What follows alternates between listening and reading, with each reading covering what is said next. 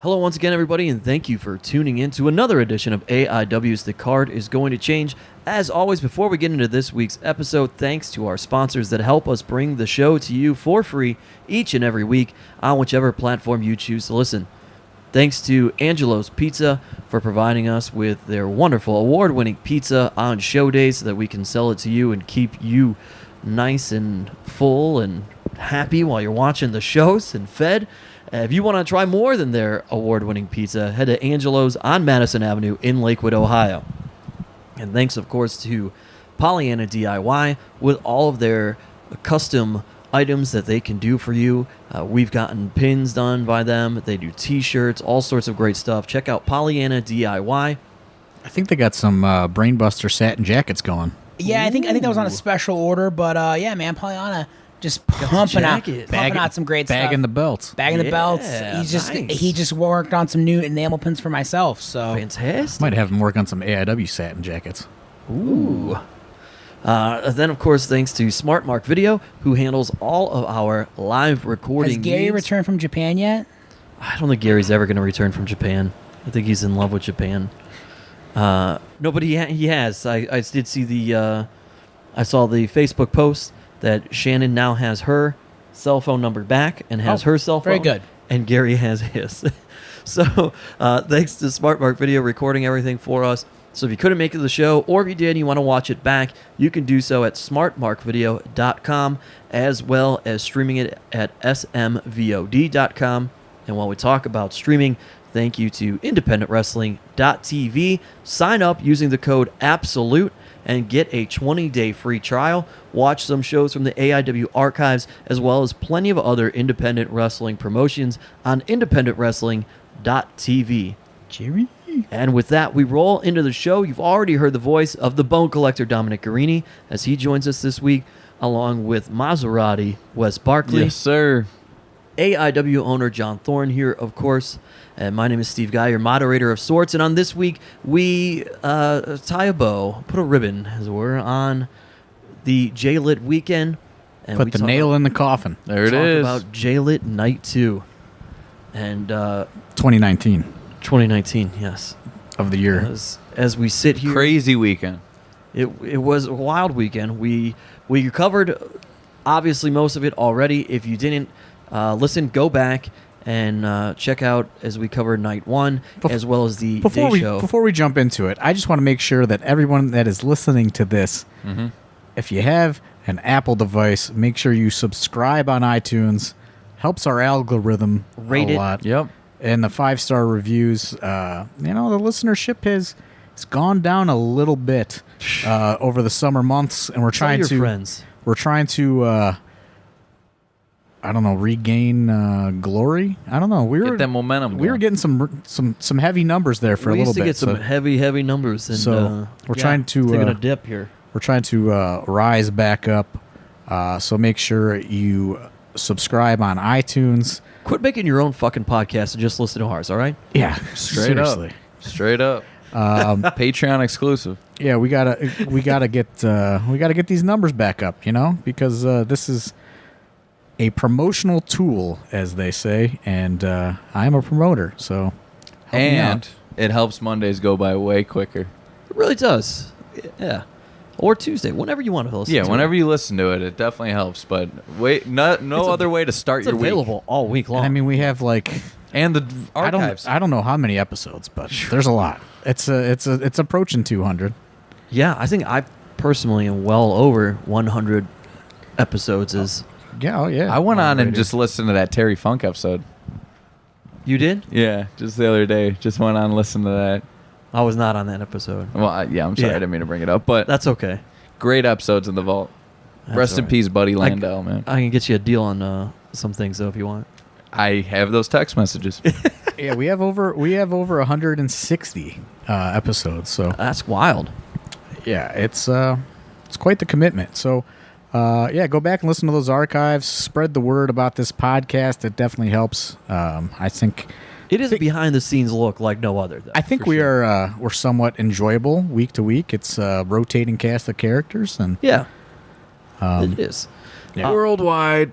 yeah, we just gotta get those numbers up. 2020. We're trying to It's our year.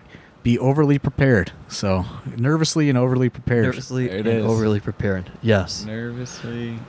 Yeah, what is that? NOP? NAOP? I guess you just go NOP.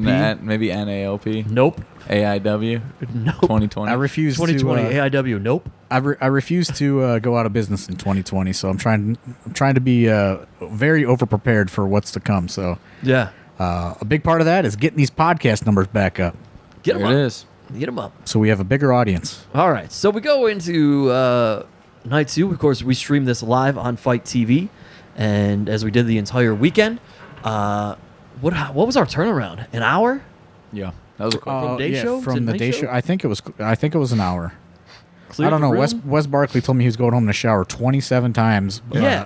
He told me that, and I'm between. like, "What are you talking about? You're going home to shower, dude? Like, I know where you gotta go, and you're gonna make it There's back a shower in at the Odeon. Yeah. Yeah. I was like, I gotta go get my shirt. I'm like, all right. Went home, changed, came back. Show was literally starting. Spirit Squad took off. I think they went to the flats or something. Spirit Squad was out. They were nice though. So we go into night 2, and for those unfamiliar with the JLIT tournament, night 1, 12 singles matches. Night 2, the semifinals are 3 different 4-ways that then go into the finals, which is a triple threat match. 4-ways are 1 fall to a finish. Right, 1 fall, 2 finish, The and 3-way then, is an elimination. we have other matches as well thrown in there. The very first semifinal of the night, Josh Bishop, Nick Gage, Zach Thomas, and the Bone Collector Dominic Guarini. As I live and breathe, sits next to me. He was there. I mean, Maserati West is a part of this match too, as he was managing young Joshua Bishop. That was crazy. That match was, to start off, that was crazy. And we could say we settled our differences, but you and JB with that Oh, choke. that's never gonna. You and JB going on that choke to the guardrail door was. oh my goodness. Yeah, that was a whole something. But a lot of this match, was kind of about Zach and Nick Gage kind of tussling a little bit and kind of starting their issue. And then it was kind of like about Josh and I rekindling our issue. And, we were so focused on each other that we kind of lost focus of the match as a whole, Right. which allowed Nick Gage to kind of, take advantage of that. And Why does this happen? I'm going to put you on the spot. Why does this happen to you, Dominic Guarini? I think it's 2 years in a row now. Because if It's 3. all right, correct me if I'm wrong. 2018, you got a little too focused on Tom Lawler, right? 2018 or 2017, I got too focused on Tolar, and we battled up the ramp as the finish of that match happened. Unbelievable. Where is Mike Tolar? Has anybody heard from him lately? Great question. He's been liking my Facebook statuses lately. You know what? I actually got an Instagram like from the other day. Yeah, I got an Instagram. So like he's from not too alive. long We ago. just don't know where. Mike, we miss you. We'd love you to come up to a show sometime. Yeah, come on up. I did tell Dolph Ziggler, I said, if you talk to Mike Tolar, your friend, please tell him to reach out to AIW. We care about him still.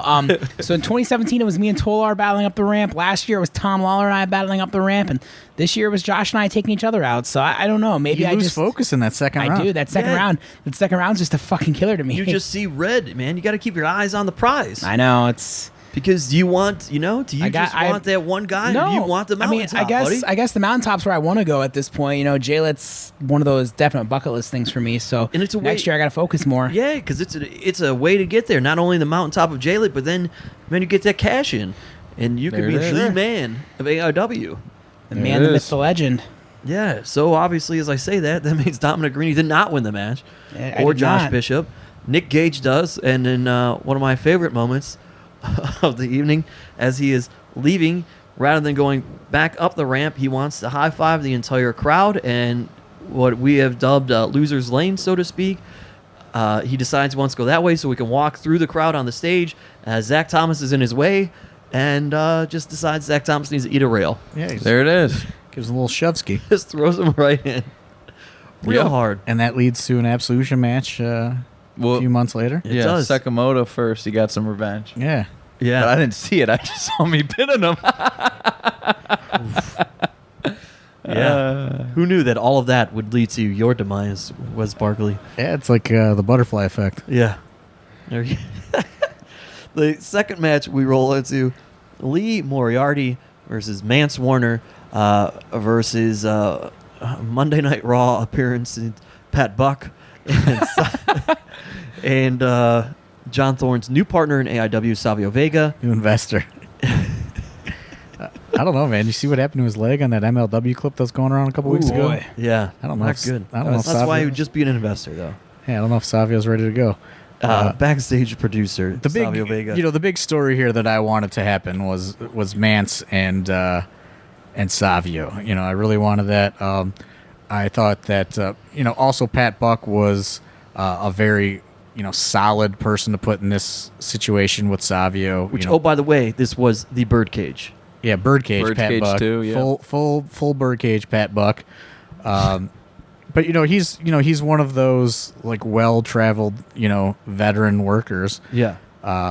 Who would be able to work well with Savio and Mance. Obviously, he wanted to have a little Caribbean strap going on. There was. And Lee Moriarty was just in there, like, hey man, go out there and learn something, and maybe you could pull off a win. But that was more of a let's throw Lee in the weirdest situation possible and see how he can adapt. It was close. He tried to steal one in there, I believe, and Savio, man, bringing that Quang kick again. I was going to say, Yeah. Quang kick 2 nights in a row, lands it perfectly. Manser with a huge lariat. Yeah, gets the strap out. I mean, this one, was one of my favorite matches of the weekend. I mean, Savio Vega delivered, and that's what I love about the JLIT weekend is being able to have these matches. Obviously you can't, you can't bring these guys in every month, but to get 2 nights in a row of, Savio Vega and over delivering, just definitely like a lot of the times, when you book a name, it's really the expectation is somewhat low for how they're going to perform. Because the excitement is just going to be for people seeing. To see them, and Yeah. it helps get people through the door and stuff. But Savio Vega in the ring totally over delivered and exceeded what my expectations were. I don't know what everyone else's expectations were, but I would imagine that Savio Vega, who is in his late 50s, I believe, or mid to late 50s. Yeah. He definitely he brought it. He did. Yeah. It was great. Didn't get the win, but that's all right. Mance Warner picks up the win here, advances to the finals, and then that takes us to our last of the semifinals. KTB from the Woods, Marco Stunt. Already, this is an odd grouping. Matthew Justice, and I gotta say, My name is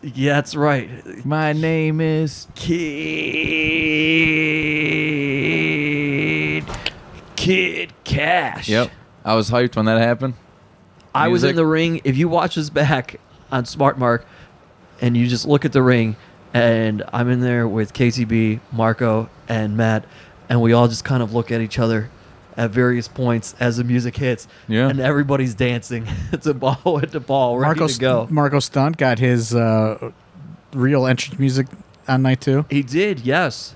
Which, People were excited about that. Definitely got the crowd excited. This was a wild one. Kid Cash goes hard in this one. He does. Top rope So run. you talk about over delivering. Yeah, Kid Holy Cash. He was smokes. flying all over the place. Kid Cash was awesome in this. I mean, everyone was awesome in this. This was a combination of guys that I thought this is either going to go really well or this is going to be just no one's going to get on the same page. And There's a moment here where you thought maybe Marco Stunt wouldn't live to see an AEW contract, courtesy of Matt Justice. yeah, I mean, it's crazy. And these 4-ways, that's another thing that I love about the JLIT. The 4-ways just, it creates such a more unique atmosphere than the, straight up singles one-on-one match, which Sure. there's nothing wrong with that. But I just think that the 4-ways allow guys to get so much more creative. Yeah. And these guys are flying all over the place. But then also you can't have a match with KTB and Matt Justice and Kid Cash and not expect hard hits to come, because those happen. And Marco Stunt. And Man, Marco the Stunt. finish of that match was wild. Right. Yeah. That's what I'm saying. They were throwing live rounds, though, is what you were saying before that, right? yeah. Sorry. KTB and Kid Cash, I don't know, KTB and Kid Cash, they weren't getting along or something all weekend. There was some weird tension between those two. And, I think only on one side. I don't know. They were throwing some weird. They were Live rounds, bro. Yeah, they were He throwing. cashed in tags Yeah. everybody in the tweet except for KTV. There was some social media There's beef. some social media shade being thrown Right. intentionally or unintentionally. I don't know. In From fairness, Kid Cash, KTB, if you don't know his Twitter, it's can't- hard to tag him. Yeah, you can't tag him in photos. You gotta tag him in the post. Yeah, it's difficult. He's to got find one of those do not tag me profiles. So anyway, Matt Justice does win this match, goes on to the finals, and that finishes off the second round. The finals, of course, the triple threat Stacked. to be Nick Gage, Mance Warner, Matthew Justice. Stacked. Two And that's elimination, pinfalls there. right? That is the elimination, yes. And then Nice. we just go give these guys a little bit of a break, regroup, try to strategize, game plan. And now it's kind of like a lot of Game plan that. Well, here's the thing. I don't think any of those guys actually go into things with game Right. plans or strategies. Right. As we Not talk at about all. those three names right there. Well, I just was putting myself in the shoes. I would not know what I would be doing. The Nick Gage strategy game plan is MDK. Right. All fucking day.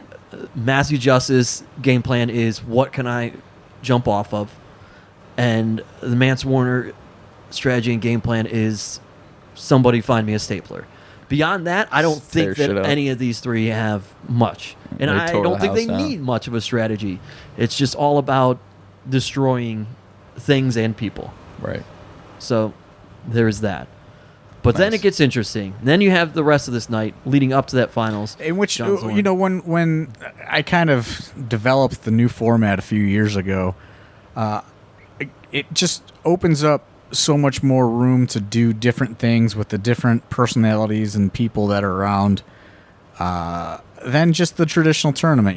It's like I just think I just love this part of it so much because it's like a puzzle, and now it's like, okay, let's take a look at what puzzle pieces are left over after we've established the finals of the tournament, and let's start making some interesting matchups. Now, the first of those interesting matchups, I'll tell you what it is, but then maybe we can go into some background, if that's okay with you, on how it ended up this way. But the JLIT is quite a tradition. Yep. And if tradition is to be tradition, then Eddie Kingston must wrestle Tim Donst at AIW. Ooh-wee. And Eddie Kingston must get angry that he is wrestling Tim Donst at AIW. And that, of course, is what happened here. He likes Tim Donst, but doesn't understand. In that how he match, ends I up don't know, having man. They wrestle. were. Yeah. So the fun thing of how this comes about is John Thorne. This is supposed to be Eddie Kingston and Maxwell Jacob Friedman, I think. Correct? This was at one point a thought. Or No, Savio Vega. Savio and Eddie or something. Yeah, because MJF was going to advance, I believe. I don't. I see. I thought that MJF was that what it going was. now, yeah. Okay. MJF was going Oh to yeah, advance, and we were gonna do but Savio, yeah. but it was like Eddie and Savio maybe teaming up, or somehow they were supposed to work together. Though There is, yeah. But MJF not being able to make night 2 ruins that, and Eddie Kingston then has to go face Tim Donst. Which is an iconic match. I know. It really is. But Eddie Kingston Yeah. was just in a bad mood. Definitely. You tell him that. Well, no, this is what he got during mad. intermission of the day show. This is why Eddie Kingston gets mad. Because Eddie Kingston forgets that he was upset and tweeted that he was going to retire 6 months ago. And he was mad because it said Eddie Kingston versus Tim Donst one last time. And he was like, well, what the fuck is that supposed to mean? And I said, you said you're retiring, man. He's like, what the fuck? One last time. Like, he was mad. So the graphic of it saying one last time puts him in a bad mood, which unfortunate for Tim Donst. Yep. I was like, you guys wrestle all the time. You got these epic battles. He goes, I don't wrestle him anywhere. I was like, how many times have you wrestled him here? Well, that's the only place that I happen to And wrestle. Chikara, Well, it's epic. they headlined That's that pay-per-view. Battles. Yeah, I mean, Went to wars. It's an iconic throwback match. right. I sure. want to wrestle other guys. I'm like, well, too bad. I loved it. I guess you'll have to stick around. But he was in a bad mood, and because it said one last time on the graphic. Well, unfortunately for Tim Donst, it did not go his way because that he was in a bad mood. Yeah, it didn't, and I thought it was probably one of their best encounters, honestly. It was. Actually, I really enjoyed this match. I did. So A little inside baseball. Eddie Kingston was so mad that he just refused to talk to Tim Townsend about anything to do on the show. Yeah, he did. Or in the match, and said, "I'll just see you out there." And because he was in a bad mood over the one last time. One last ride. one last ride. That was the fucking. That was Donnie. Tim Donson. That's what Tim Donson. That's his slogan. It was stolen by Dustin Rhodes for Double or Nothing. Unbelievable. Should have trademarked that, Don. Donnie. So then we go into an AIW Tag Team Championship match. 2 Infinity and Beyond defending their titles against Aeroform. That was cool. That Unexpected. was cool. Yeah, people were pumped to see Flip Kendrick and Lewis Linden teaming together again, and It's just it's wild. one of those things to where it's like, they are a great tag team. Lewis has been doing singles for several years. Flip is, in and out every now and then. They're both there. They're both in the tournament. Let's throw them out there and see, if they still got the chemistry together to have a great match. And I love this match. 2 Infinity Beyond and Aeroform was awesome. And that this was a big thing, on our Twitter feed. That night when I went and read everything at 4:00 in the morning, people were just raving about this match when they were watching live on Fight. Sweet. What I like about this match, too, is that because of the fact that Flip and Lewis Linden were participating in night 2, we got to see Flip Kendrick and Lewis Linden at an after party on night 1. And that never happens. Oh yeah, it's a rare occurrence when you get Linden or Flip at the after party. It's great watching them watch everything else happening and not understand what's going on. They have some beers. They sit there, have a couple beers, but they're very businesslike. They are very reserved guys. Yeah. You get a few smiles out of them. 2 of the best guys, if you can ever engage in a conversation in there at the after party, great guys to talk to. Flip Kendrick is so funny. Oh, yeah. They both are hilarious. Make sure to tweet Flip Kendrick to finish those DVD trailers I paid for almost a year ago. And then we go into another AIW tradition, the Wonderful Scramble.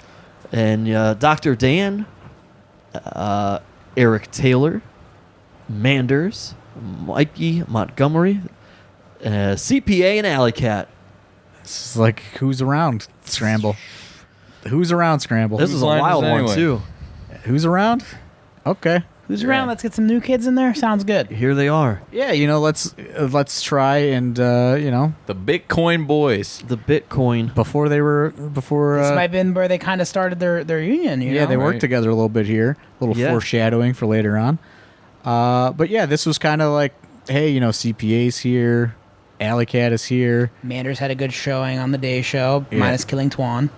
Yeah, that's Manders is a guy that it's unfortunate because we have so many students. It's hard to work him into cards. He's in a weird spot to where it's established guys versus our up and coming guys, and it's hard to find a place it's CPA as well. It's hard to find a place for them. On a lot of the cards because you got to try. I got to try to get some of these students on and fill some of these holes if there's a hole that needs to be filled. And, it just so happens that all these people were around. And and CPA is fortunate enough that his travel isn't as far as Manders. So there are dates where if he doesn't have anything going on, he comes and he hangs out. And if we happen to need somebody, wild card. CPA's around. That wild card. That wild card CPA. What's the name of his podcast, Dom? Off the Hop Rope. Off the Hop Rope. Yeah, go seek that out, and you'll hear a special story from Wrestle Rager weekend. Dumpster Love. Ooh. And I believe he's got a shirt coming on Pro Wrestling Tees. Yeah, that's what it says. Dumpster Love. So, a little. But this is a precursor to that. A little preview. But, so, it was just kind of like, let's see how, these different personalities can work together. And, I thought it was good. They were all over the place. And as we said, a little bit of foreshadowing. The Bitcoin Boys do a couple little teaming up there at moments in the match. And they won? Some stereo dives? No. They did double pin? They did not. They did not double pin. Never mind. They did not. Who won this match? Dominic Greeny? I believe Alley Cat did, right? Yeah, I think so. Yeah, that sounds right to me. I don't have it in front of me, but it's all sound right to me. Alley Cat or Dan? I think it was Alley Cat. Alley then. Cat. Pretty sure it was Scratch Alley Cat, fever. I don't think Dr. Dan had the assistance of professional Parker Pierce in this. I don't have the sheet in contest. front of me. I think yeah. Was Triple P there? No, he had to go to work. Yeah, funny story. Wow. He was on the schedule for work on Saturday afternoon, and he took a very long break and went and wrestled on the Biggins Cup on the day show, and all the employees where he works ordered it on Fight and like got it, like we're showing it. Like they were in on it that he was going to take a very long break. Yeah. What a legend. And then as soon as he was done, he went back and clocked back into work. Double dip. So Classic double dip. he was unable to help Dr. Dan. That's rule number 6. You know what? That's professionalism, though, too, right there. Triple P. Still make sure you get that work day in. Wow. Double dip. Maybe that Dr. Dan stuff is really paying That's what I'm off for him. saying. Rule number 6. Because Dr. Dan certainly don't miss a day at work when there's a show. That's right, buddy. Ooh-wee. So then we roll into, an interruption, we'll say. 40 Acres rolls out. AJ Gray, PB Smooth, Trey Lamar. 40. Looking for a fight. And They always are. they always are, those guys. So angry all the time. But they are then approached by Derek Director and Danhausen. No Eddie Only, because he was injured during he the comes. show. didn't he run it? Eventually, Yeah. but not at first. Yeah, he makes his way out there. He makes his way out there, ultimately trying to help his team and save the day. This was going to be a match, but the injury kind of causes it to be a segment of sorts. Yeah, And then, it worked out well. it just, it builds to their match at Absolution. An Absolution, which Absol, baby. everybody ended up Just really enjoying. Eddie only throws a disgusting chair Oh shot my on Trey gosh. Lamar. Like, I remember looking at you in the balcony. We were watching it, and we were like, "Oh no!" poor Trey. Did not see that one coming. I'm trying to think if anything happened to Dr. Dan on this night that you got excited about, like night one, but I don't think so. I think he got thrown out of the ring so hard that he just crushed his body on the ground. Maybe that's what. There's not much to this match, as 40 Acres pretty much just dominates it. 40. And PB Smooth plants Eddie Only into the ground. And then we roll into a championship match for the AIW Absolute title. His first night in AIW. Second night. I'll get there. His first night in AIW, he main events the evening, the first round with you, Dominic Greeny, Eric Stevens. His second night in AIW, the guy's got a title shot and against Tom Lawler. But we talked about it at some point before. Eric Stevens kind of had like a dream list, and in one weekend, he crosses out 2 of those names between you and Tom Lawler. And from my personal standpoint, he didn't disappoint in either match. Oh no, this is a great match. I actually did commentary with Wadsworth on this match, and Tom and Eric actually know each other from way back in the day on the Florida Indies, back when Eric was kind of first hitting it big, and before Tom had kind of made the decision to be an MMA guy and was, training with Alex Porto. Yeah, people forget that he was training. Their paths crossed before then, so they'd been waiting to have this match for a while, and then, they form a tag team based off of this match. So, yeah, no, it was a great match, and honestly, they start hot with the dive, and they just kind of go from there. Yeah, and I just figured that this would be a good matchup for both guys. I was just really going off of feedback on what Eric Stevens did in that Beyond match, but I had a pretty good assumption that him and Tom Lawler were going to work very well together.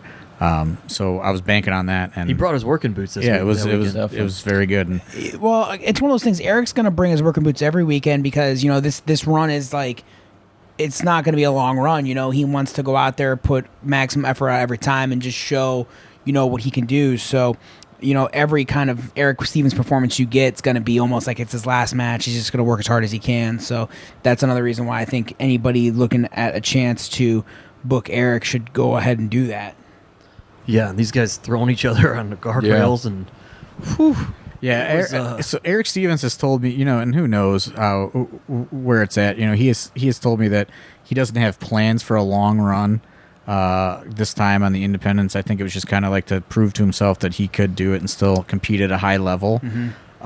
So I've given him a good portion of the dates through the end of this year, and then we'll revisit how long he plans. You know what I mean? It's kind of like let's go in like little increments and see how long see where it goes. He wants to still do this, and then we'll figure it out.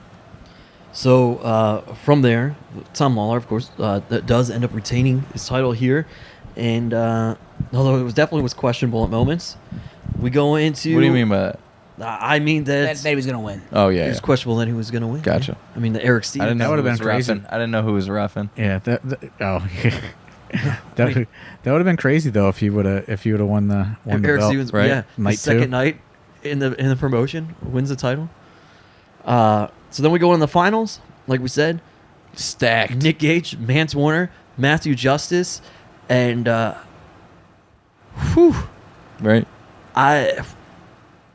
I think it was this match. I was standing in the ring with Tom Dunn, and the crowd was ready to go before anybody had even made it into the ring. Yeah. They were going nuts, and they were chanting, and I think Mancer's music hit first, and I looked at Tom Dunn, and I said, is this a big fight feel? This was definitely Or what? the biggest was fight cool. feel for a JLIT main event ever. Yeah. I mean,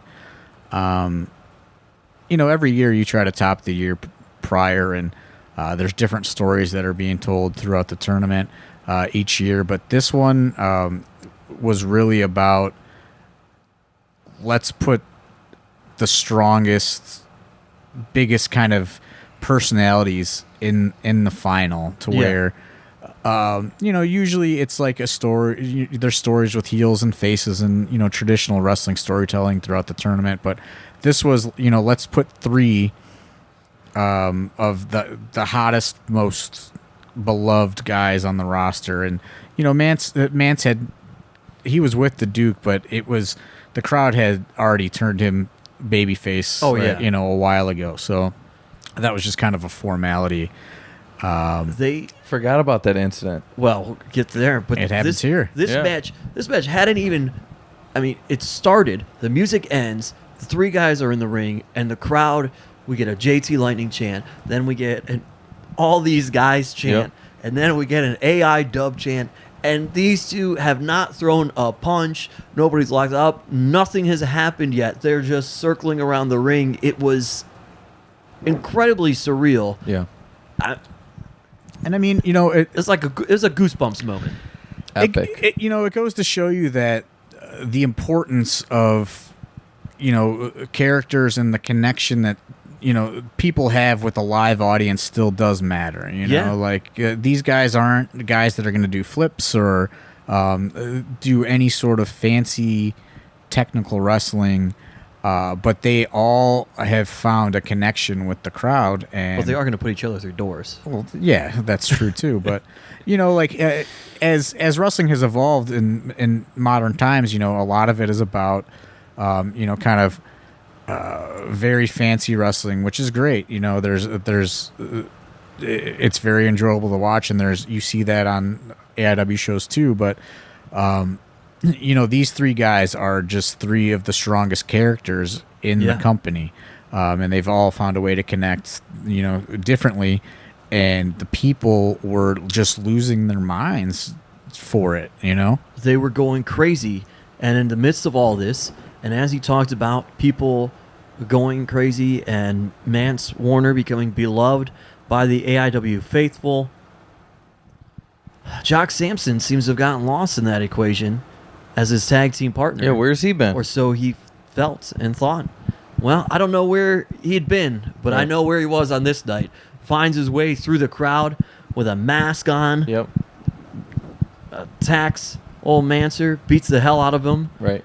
about to swing a chair on him, and the Duke saves the day. Or so There's we Duke. thought. So we thought.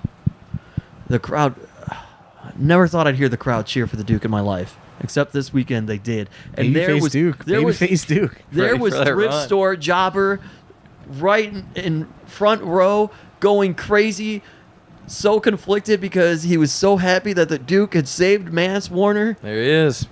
And that is the #1 Duke hater. And then the Duke didn't let him down. Swung that chair right on Mance Warner instead of Bang. Josh Sampson.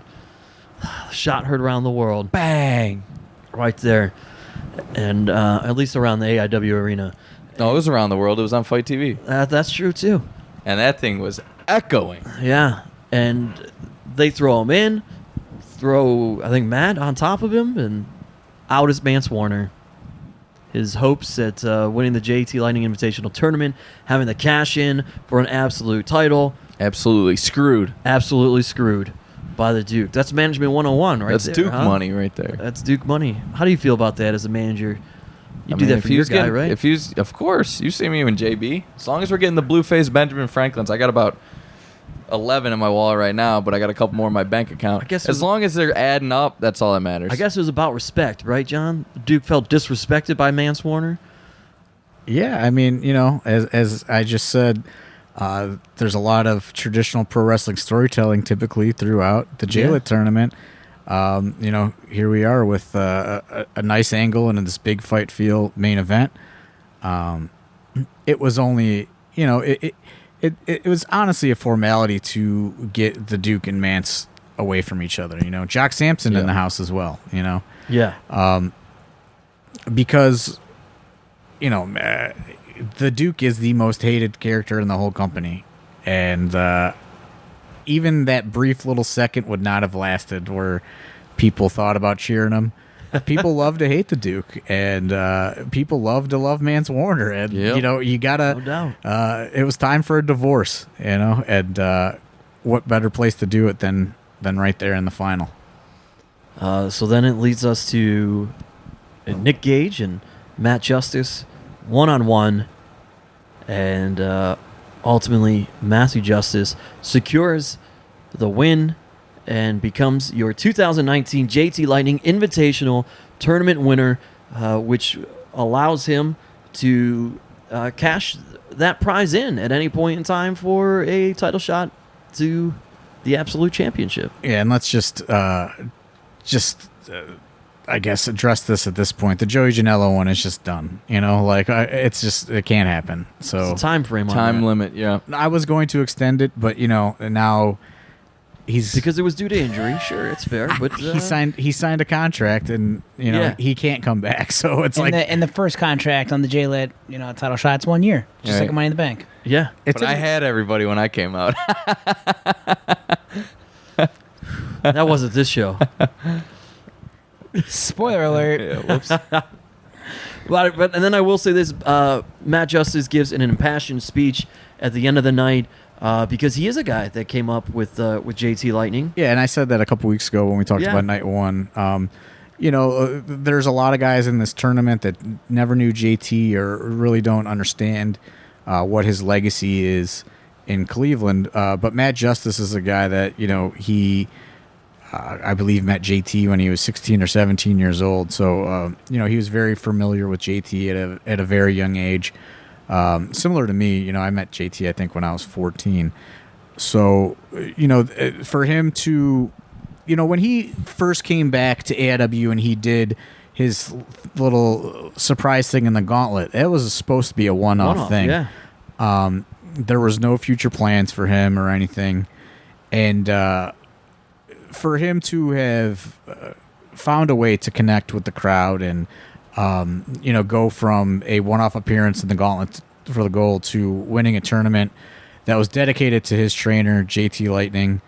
I think that was a very special and kind of pivotal moment for him in his career because it meant a lot to him, and he's not really a guy of many words on the microphone, and you could tell that it was a very emotional thing for him to win that tournament. Yeah. I mean, one of the That was awesome. poignant things that he said that stood out was telling the crowd and the people that they are what gives him life. And not for 1 second should that be doubted by anybody. No, I mean, and if anyone that knows Matt Justice, which I don't, I assume most of you do not know him on a personal level, but it's it's true. He like the fans are what gives him what he feels a purpose to being on the earth, and whatever happens in his real life is kind of second to being able to go out and perform. And I think that something flipped in his head a while ago, to where he's much like Dom said about Eric Stevens, like he is going to leave it all out there no matter what, because he doesn't know how long he could do it. He's pushing himself to the limit. And I don't think WWE is an option for him anymore. He went and he had another tryout, and they really liked him, but they passed on him. So I think that he is just dedicated everything he's doing right now to independent wrestling, and he's wrestling every match like it's his last one. He's every match at AIW, every match at GCW. He is risking everything possible. And with that, the show ended simply with Matt Justice saying, "Traxler, play by fucking music." That's as Matt Justice as it gets. And it was a perfect end of the night. Yeah, it was sweet. Wrapped up the whole weekend. An amazing 2019 JT Lightning Invitational Tournament. We had a hell of a time. Hopefully those of you that were in attendance did as well. If you have not watched it, go to smartmarkvideo.com, buy the download, buy it on DVD, whatever you want to do. They've got a package so you can get all 3 shows, I believe, if I'm not mistaken. Correct, John? Or is it? It's a 3-show package. It's a 3-show package for $30, I believe. Party pack. So basically $10 a show you're spending there. Look at it like that, and just be entertained. What a hell of, if you like wrestling of any kind, this is... Yeah, there's something for everybody on these 3 shows. Yeah. Exactly. Final thoughts? Well, we could talk about the after party, right? There was an after party at Good Company. I guess Savio Vega wouldn't stop eating. Yeah, Did we talk about that in the last one? But this time, he just kept eating everything with garlic. He wanted the garlic wings, and I heard, allegedly, they were just bringing out garlic cloves to him when he was eating them. I'm not kidding. Eric Stevens kicking back some White Claw floats. You're You know right. what? He Let's give credit where credit is due. Eric Stevens started this White Claw thing in AIW. I said they did. He did. I said they did on the other episode. Eric Stevens started White Claws that night at the after party, and they kind of took off from there. We were already drinking them. And we told them people were drinking White Claws like over a year ago. We told them The 4th? We told them about the fourth was hadn't after. happened I'm yet. anti-claw, so I don't even Truly, guy? stand. None of the seltzers. Like Tom Lawler. Well, I think because Good Company has some White Claw Floatskis? float menus like on the menu, but That's next Eric level. Stevens was a good after party guy. Kid Cash was in there partying. Oh, yeah. That's Savio Vega was in there. It was the majority of the people that were in the tournament all came out, and Marco Stunt was running around in there. Logan Stunt was running around in there. It was they were They had the show replaying on Fight TV. That was epic. yeah, that was pretty cool. That was cool. That's what's awesome about the Good Company after parties when we have a stream on Fight is they will have the replay showing in there, so like all the wrestlers can watch their matches, and it's awesome. So that's another good plus to when we do the after parties with Good Company, which I believe as long as Jonah's still happy, we're going to do every Odeon show. We'll have the after party at Good Company. It was funny watching that back with Gary and Shannon, because then there were moments, even though they filmed it, there's moments that were happening. Gary's like, I don't remember that happening. It's like, you're the cameraman right here. Gary. This is your shot, dude. It's a lot of stuff that happens, in a short amount of time. But after party was a good time. This is always For like sure. you're tired, winding down, but hey, this is good brother time at Good Company. Yeah, right? On night 2, it doesn't get as wild, but still a great time. Yeah, it's a pretty good time. It's pretty tame, but it's just kind of like a celebration that it's over. You know what I mean? And like we've made it out alive. A successful weekend. And I'm trying to think. That's it. I don't even remember who the hell State of my house. I don't think anything crazy happened. I think just Yeah, nothing too crazy. Eddie, Manser. That's it. That was Mark it. your calendars for next year, Yep. 2020. We've already told you on a previous episode, June 26th, 27th. Eye on the prize for me next year. There it is. Yeah, you better keep your Dominic, eye on the hey. prize, man. You're always brawling up the fucking rampways. June 26th, June 27th, 2020. Mark your calendars. We'll be at the Odeon in downtown Cleveland, Ohio. Make plans for the entire weekend. Come Yep. from out of town. You've got almost a year to plan at this point. Get those hotels cheap. Absolutely. And visit Embassy us. Suites. Visit us at Howard AIW. Johnson. Hojo. Howard- That's where Hojo. That's where we're at. we go. Better not tell. Maybe we shouldn't tell people to book that so far in advance, so we get our rooms there. But that's gonna do it here as we have finally wrapped up this show and wrapped up the 2019 JT Lightning Invitational Tournament. We hope to talk to you guys soon, right here next week on AIW's The Card is Going to Change.